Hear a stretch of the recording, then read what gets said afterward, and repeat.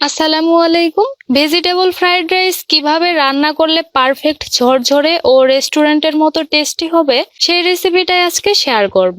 যারা বাড়িতে fried rice তৈরি করে রেস্টুরেন্টের মতো স্বাদ আনতে পারেননি তারা চাইলে এই রেসিপিটা একবার দেখে নিতে পারেন। আজকে ঝরঝরে মজাদার ফ্রাইড রাইস তৈরির জন্যই পুরো ভিডিও জুড়ে অনেকগুলো টিপস এন্ড ট্রিক্স শেয়ার করেছি। তাহলে ভেজিটেবল ফ্রাইড রাইস বানানোর জন্য এখানে আমি 1 কাপ সুগন্ধি পোলাও চাল ভালোভাবে ধুয়ে নিয়েছি। চাইলে বাসমতি চাল দিয়েও বানাতে পারেন। এখন চালগুলো সিদ্ধ করার জন্য হাঁড়িতে দিয়ে দিচ্ছি পর্যাপ্ত পরিমাণে পানি। তারপর যখন পানিটুকু ফুটতে শুরু করেছে তখন এতে স্বাদমতো লবণ আর 2 টেবিল চামচ তেল দিয়ে দিচ্ছি। তেল দেওয়ার কারণে ভাতগুলো ঝরঝরে থাকবে, একটার সাথে আরেকটা লেগে যাবে না। এখন ধুয়ে রাখা সেই চালগুলো এতে দিয়ে দিচ্ছি। চালগুলো দেওয়ার পর হালকা হাতে মাঝে মধ্যে একটু নেড়ে দিবেন যাতে নিচে লেগে না যায়। কিছুক্ষণ পর চালগুলো যখন ভেসে উপরে চলে আসবে তখন এতে 1 চা চামচ দিয়ে দিচ্ছি ভিনেগার। ভিনেগার দেওয়ার ফলে ভাতগুলো ধবধবে সাদা হবে।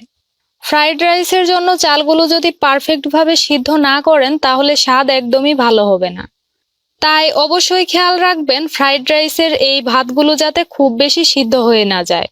যখন দেখবেন হাতে নিয়ে এভাবে চাপ দিলে উপরটা সহজেই ভেঙে যাচ্ছে কিন্তু ভিতরে হালকা শক্ত আছে, সে পর্যায়েই নামিয়ে নেবেন। অর্থাৎ এই চালগুলো 90% মতো সিদ্ধ করতে হবে, ওভারকুক করা যাবে না।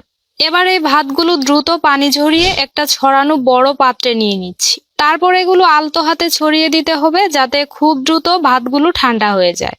সবচেয়ে ভালো হয় ফ্রাইড রাইস রান্না করার আগের রাতে যদি এভাবে ভাত রান্না করে তারপর ফ্রিজে নরমালে সারা রাতের জন্য রেখে দেন। এবার একটা বাটিতে 2টা ডিম ভেঙে নিচ্ছি। তারপর খুবই সামান্য লবণ আর গোলমরিচের গুঁড়া দিয়ে ভালোভাবে ফেটিয়ে নিয়েছি। ফ্রাইড রাইস রান্নার আগে যদি ডিমটাকে এইভাবে ফেটিয়ে ব্যবহার করা যায় তাহলে ভাজার পর ডিমটা অনেক সফট থাকে। এখন প্যানে 2 টেবিল চামচের মতো দিয়ে দিচ্ছি তেল।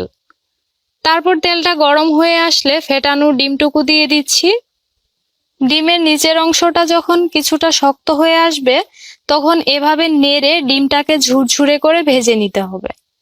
তারপর যখন ডিমের কাঁচা ভাব চলে যাবে তখন এগুলো সাথে সাথেই নামিয়ে নিতে হবে। এখন আবারও প্যানে 2 টেবিল চামচের মতো দিয়ে দিচ্ছি বাটার। তেল দিয়েও রান্নাটা করতে পারেন, তবে ফ্রাইড রাইস রান্নার ক্ষেত্রে বাটার ব্যবহার করলেই স্বাদ ভালো আসে।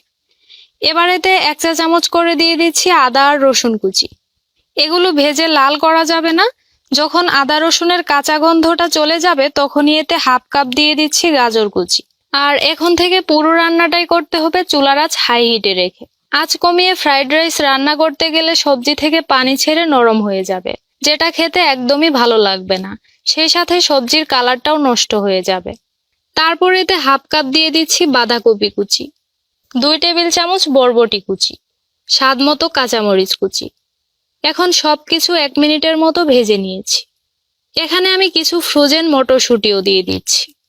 সবজিগুলো ভেজে সিদ্ধ করে ফেলা যাবে না, এরকম সুন্দর রং আর কচকচে অবস্থায় এতে রান্না করা ভাতগুলো দিয়ে দিতে হবে।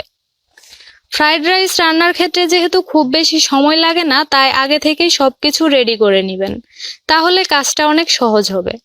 ভাতগুলো হালকা ভেজে তারপর এতে 1 চা চামচ দিয়ে দিচ্ছি চিলি সস। চাইলে স্বাদ মতো আরেকটু বাড়িয়ে দিতে পারেন। এরপর 1 চা চামচ দিয়ে দিচ্ছি সয়া সস।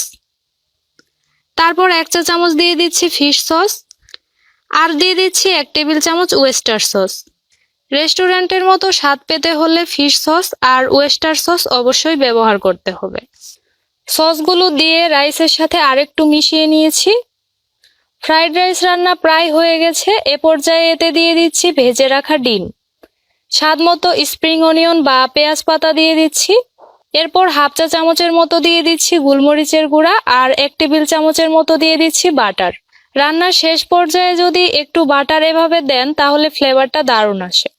যেহেতু ফ্রাইড রাইস রান্নার সময় অনেকগুলো সস ব্যবহার করেছি আর ভাত রান্নার সময় লবণ দিয়ে সিদ্ধ করেছি, তাই আমি এতে আর বাড়তি লবণ ব্যবহার করিনি। কিন্তু যদি আপনার স্বাদ মতো লবণ প্রয়োজন হয় তাহলে এ পর্যায়ে দিতে পারেন।